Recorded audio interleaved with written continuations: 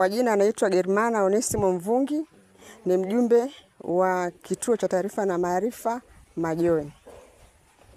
KC Majoe ni ubunifu wa shirika la TGNP lenye lengo la kuwezesha jamii au wajumbe wa KC kuweza kujitambua na kupeleka mabadiliko katika jamii iweze kujitambua yenyewe, kuleta maendeleo yanayowazunguka. Mimi kwa majina yangu naitwa Esther Siasa Charles.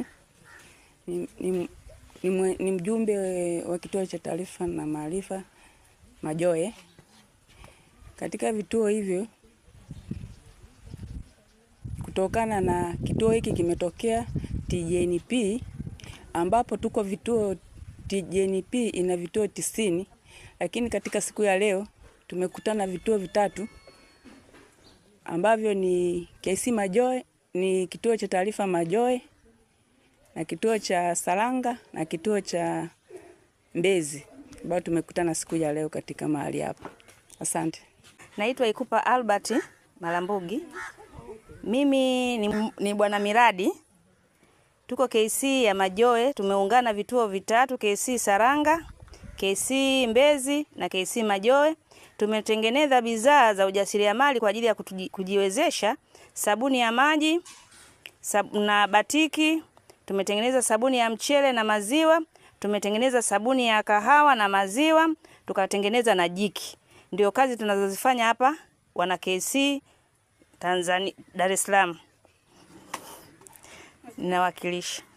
Kwa jina langu naitwa Tabu Ali Kilonge, ni mwenyekiti wa Kituo cha Taarifa na Maarifa. Nimesimama hapa kuzungumzia dhana ya Kituo cha Taarifa na Maarifa.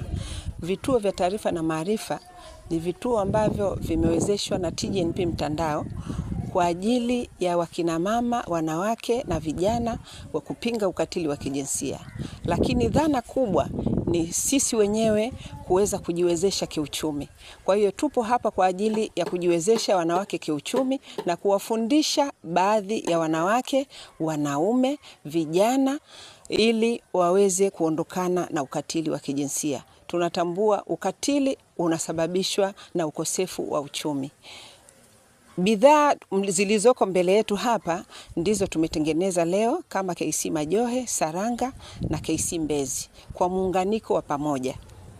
Tunawashukuru sana TGNP mtandao kwa kutuwezesha sisi kama watu wa pembezoni kuweza kutuletea masuala ya uchumi ili kuepukana na masuala ya ukatili wa kijinsia. Atakayehitaji namba yangu ipo kwenye vifungashio, lakini atakayehitaji na namba yangu 0716 47 16 54. Asante sana. Namshukuru sana Mwenyezi Mungu. Tumeweza kukutana vituo vya taarifa na maarifa kutoka vituo vitatu, na katika umoja wetu siku ya leo tumeweza kutengeneza bidhaa kama mnazoziona. Mimi naitwa Rehema Mwateba, ni mwanachama wa shirika la TGNP ambalo dira yake ni kuona nchi ya Tanzania inakuwa nchi ambayo wananchi wanaishi kwa usawa wa kijinsia zaidi. Sasa namna ya kuzifikia jamii mashinani pale watu wanapoishi, shirika la TGNP limefanya ubunifu wa kuwa na vituo vya taarifa na maarifa.